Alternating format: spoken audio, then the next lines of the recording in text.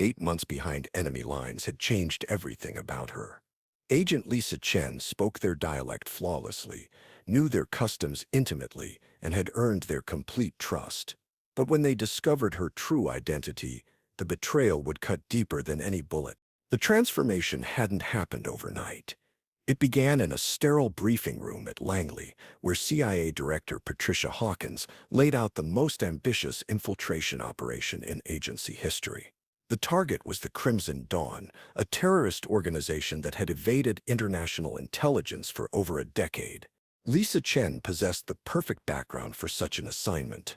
Born to Chinese immigrants, she spoke Mandarin naturally and had spent her childhood navigating between two cultures. Her linguistics degree from Georgetown University had led to recruitment by the agency, where she demonstrated extraordinary aptitude for adopting new languages and cultural identities. From which city in the world are you watching this video today? The briefing materials painted a chilling picture. Crimson Dawn operated from remote mountain villages in Central Asia, recruiting locals through a combination of ideological persuasion and economic necessity. Their leader, known only as Commander Vega, had orchestrated attacks across 3 continents while maintaining complete operational security. Traditional surveillance methods had failed repeatedly. Satellite imagery showed fortified compounds, but revealed nothing about internal operations or future plans. Electronic intercepts yielded fragments of coded communications that defied conventional decryption. Human intelligence sources had either been discovered and eliminated or proven unreliable. Director Hawkins explained the stakes with brutal clarity. Crimson Dawn was planning something catastrophic. Intelligence fragments suggested a coordinated assault targeting major population centers, but details remained frustratingly elusive. Conventional military intervention wasn't feasible given the organization's location in politically sensitive border regions. The solution required unprecedented courage and skill. Someone would have to penetrate Crimson Dawn from within, spending months building trust and gathering intelligence while maintaining perfect cover. Discovery would mean torture and execution, with no possibility of rescue or extraction. Lisa understood the assignment's implications immediately. Success demanded more than language skills or cultural knowledge. She would have to become someone else entirely, adopting beliefs she despised and befriending people she was sworn to stop. Preparation consumed 3 intensive months.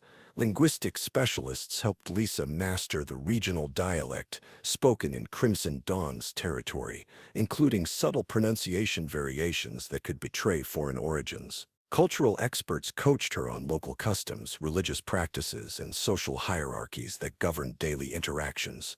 Physical conditioning was equally crucial.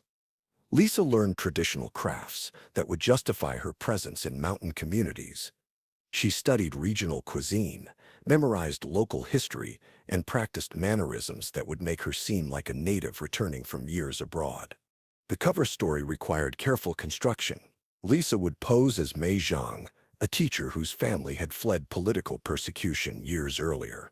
Financial records were fabricated showing her working in distant cities while sending money home. Letters were created establishing relationships with fictional relatives and friends. Medical records documented childhood illnesses common to the region. Educational certificates showed attendance at local schools before her supposed departure. Even dental work was modified to match patterns typical of rural healthcare in the target area. The insertion itself was a masterpiece of covert planning. Lisa entered the region through a network of safe houses, traveling by truck, horseback, and foot across treacherous mountain passes. Each stage of the journey was designed to reinforce her cover identity while avoiding detection by government forces or rival factions. Her arrival in the village of Kadak was deliberately unremarkable. She presented herself as Mei Zhang, returning to help elderly relatives, carrying gifts from the city and news of relatives living abroad. The local population accepted her story without suspicion, welcoming her as a familiar figure returning home. Establishing credibility took weeks of careful relationship building. Lisa helped with harvest activities, participated in religious ceremonies, and gradually shared stories that painted her as someone committed to traditional values but worldly enough to be useful. Her teaching background provided natural opportunities to assist with children's education.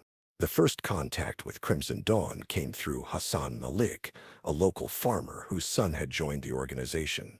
Hassan appreciated Lisa's help with his younger children's studies and began sharing his pride in his eldest boy's commitment to their cause. These conversations provided initial insights into recruitment methods and organizational structure. Gaining Hassan's trust required months of patient cultivation. Lisa demonstrated genuine concern for his family's welfare, helped resolve disputes with neighbors, and showed appropriate respect for local religious leaders. Her behavior reinforced the impression of someone seeking to reconnect with traditional values after years in corrupt urban environments. The breakthrough came when Hassan's wife fell seriously ill with complications from diabetes. Lisa's knowledge of modern medical techniques, carefully presented as something learned while caring for elderly relatives in the city, helped stabilize the woman's condition until proper medical care could be arranged. Hassan's gratitude opened doors that had previously remained closed. He began speaking more openly about his son's activities and the organization's noble goals.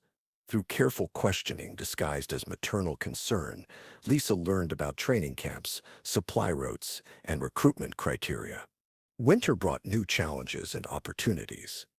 Harsh weather isolated the village for weeks at a time, creating intimacy among residents that deepened Lisa's integration into the community. She organized evening gatherings where people shared stories and discussed local issues, positioning herself as a thoughtful voice advocating for practical solutions to community problems.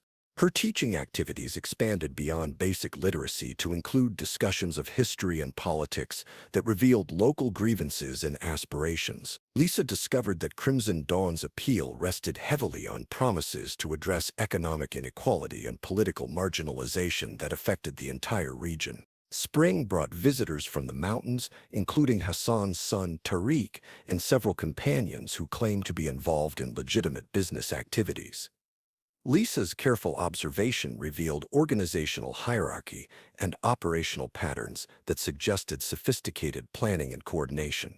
Tariq was impressed by Lisa's dedication to traditional values and her practical skills in education and healthcare. Her respectful questions about his work opened conversations about Crimson Dawn's broader mission and methods. Lisa's genuine interest in community welfare aligned perfectly with the organization's public messaging about social justice and cultural preservation. The invitation came in late spring. Tariq suggested that someone with Lisa's skills could contribute significantly to their educational initiatives in the mountains. The offer was presented as an opportunity to help establish schools in remote areas where children had never received formal instruction. Lisa's acceptance was carefully calibrated to show appropriate enthusiasm while avoiding suspicion. She expressed honor at being considered for such important work, while showing reasonable concern about leaving her elderly relatives. The delay provided time for final preparations and communications with her handlers. The journey to Crimson Dawn's main compound took 3 days through terrain that made conventional surveillance impossible. Lisa memorized landmarks and route characteristics while maintaining the appearance of someone impressed by the natural beauty and isolation of their destination. The compound itself was far more sophisticated than satellite imagery had suggested.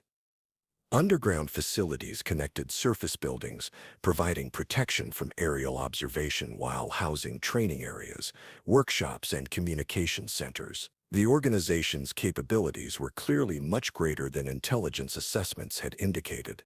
Commander Vega proved to be a charismatic leader whose personal magnetism explained his ability to inspire loyalty among followers. His first meeting with Lisa was conducted in perfect English, demonstrating education and worldliness that contrasted sharply with his public image as a simple mountain fighter. The educational assignment provided perfect cover for intelligence gathering. Lisa's work establishing classroom curricula required detailed knowledge of the organization's structure, personnel, and operational patterns. Her access to children whose parents held various positions within Crimson Dawn yielded insights that would have been impossible to obtain through conventional espionage.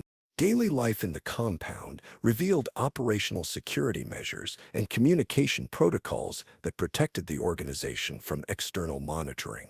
Lisa observed weapons storage, training schedules, and supply chain management, while maintaining her focus on educational responsibilities. The breakthrough intelligence came through her relationship with Amara, a teenage girl whose mathematical aptitude impressed Lisa during tutoring sessions. Amara's father served as Vega's chief of operations, and she occasionally mentioned details about upcoming activities that seemed like harmless family conversation. Through patient questioning over several weeks, Lisa pieced together fragments of information that revealed the scope and timeline of Crimson Dawn's planned operation. The target wasn't a single location, but a coordinated assault on transportation infrastructure across multiple countries designed to cripple international commerce and demonstrate the organization's global reach. The attack plan involved simultaneous strikes on shipping ports, airports, and railway terminals during peak commercial periods. The coordination required would demonstrate Crimson Dawn's operational sophistication while maximizing economic disruption and psychological impact. Lisa's discovery of the operation's details created an urgent need for communication with her handlers. The compound's isolation and security measures made conventional contact methods impossible, requiring her to develop alternative approaches that wouldn't compromise her cover. The solution came through her medical knowledge.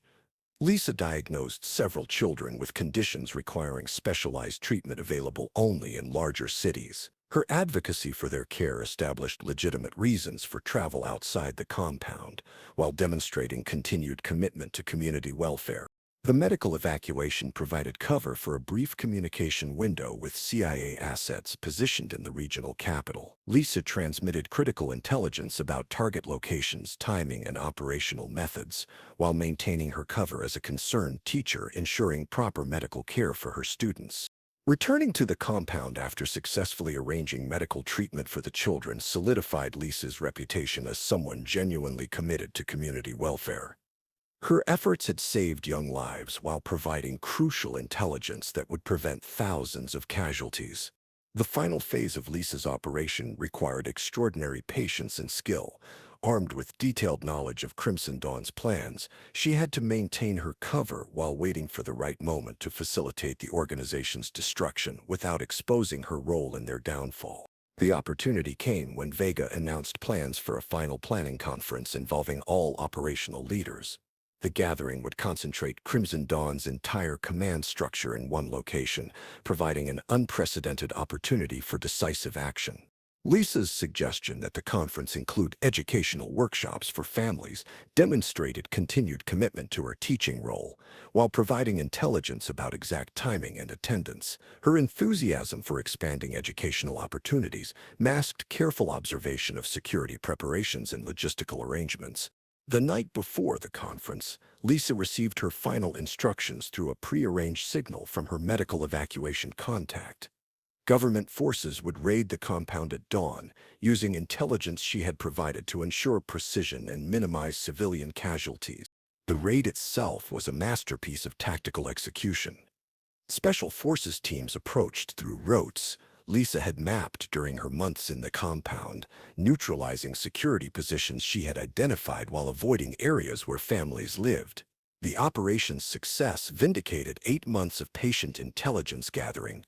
Commander Vega and his entire leadership structure were captured alive, providing additional intelligence that led to the dismantling of Crimson Dawn's international network. The planned attacks were prevented, saving thousands of lives and protecting critical infrastructure across multiple continents. Lisa's extraction occurred during the controlled chaos of the raid, allowing her to disappear without arousing suspicion among surviving organization members. Her cover identity remained intact, protecting both her safety and the methods used in the operation. The debriefing process revealed the extraordinary scope of intelligence Lisa had gathered during her infiltration. Her detailed reports on organizational structure, operational methods, and personnel relationships provided insights that would influence counterterrorism efforts for years to come. Director Hawkins's assessment of the operation emphasized its unprecedented success in penetrating a sophisticated terrorist organization through patient cultural infiltration rather than technological surveillance. Lisa's achievement demonstrated the continuing importance of human intelligence in an era dominated by electronic monitoring. The personal cost of Lisa's service became apparent during psychological evaluation following her return. 8 months of living as someone else while building genuine relationships with people she was ultimately betraying had created emotional conflicts that required extensive counseling to resolve. Lisa's relationships with Hassan's family, her students, and other community members had been genuine despite her deceptive purpose. The knowledge that her actions had led to the imprisonment of people who had shown her kindness created lasting psychological challenges that standard debriefing procedures couldn't address. The children she had taught would never understand why their beloved teacher had vanished during the raid. Hassan would never know that the woman who had helped save his wife's life was the same person who had provided intelligence leading to his son's capture. Recovery required Lisa to reconcile her professional success with the personal betrayals necessary for that achievement. Specialized counseling helped her understand that protecting innocent lives sometimes required actions that conflicted with personal relationships and individual loyalty. Years later, Lisa's operation remained classified at the highest levels, known only to a small circle of intelligence professionals who understood its significance. Her achievement demonstrated that successful penetration of sophisticated adversaries required extraordinary personal sacrifice and moral complexity that few people could handle. The techniques developed during Lisa's infiltration became the foundation for training programs that prepared other agents for similar long-term cultural penetration assignments. Her experience proved that language skills alone were insufficient without deep cultural understanding and psychological resilience. Lisa's post-operation career focused on training other agents in the skills necessary for deep cover operations. Her first-hand experience with the emotional and psychological challenges of extended infiltration made her uniquely qualified to prepare others for similar assignments. The village of Kadak eventually recovered from the trauma of the raid, with new leadership emerging to address the economic and social issues that had made the population vulnerable to extremist recruitment. Lisa's genuine efforts to improve education and healthcare had created lasting positive changes despite the deceptive circumstances of her presence. Commander Vega's trial revealed the full scope of Crimson Dawn's planned attacks, validating the intelligence Lisa had risked her life to gather. The prevented casualties numbered in the thousands, justifying the moral compromises and personal costs of her 8-month deception. The success of Lisa's operation influenced intelligence community approaches to long-term human penetration of terrorist organizations. Her achievement proved that patient cultural infiltration could succeed where conventional surveillance and technological monitoring had failed. Agent Lisa Chen had demonstrated that the most effective intelligence operations sometimes required individuals willing to sacrifice their own identity and emotional well-being for the greater good. Her 8 months behind enemy lines had prevented catastrophic attacks while establishing new standards for deep cover cultural penetration that would protect countless innocent lives in future operations.